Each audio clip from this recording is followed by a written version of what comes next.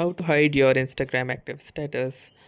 So hey guys, welcome to this tutorial. In this tutorial I'll be guiding you through the steps on how you can hide your Instagram active status.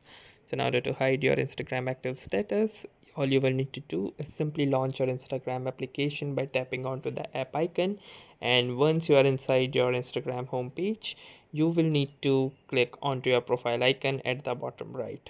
So once you click onto your profile icon, it will open or launch your profile page, and in your profile page you will need to click onto these three lines present at the top right.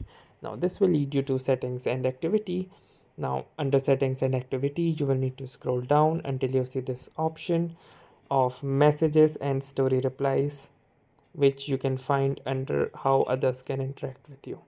So simply click onto this option, and from here this says who can see that you are online. So from here go to show activity status and then disable it. Now your activity status is hidden. So that was all for this tutorial. Thanks for watching and have a nice day.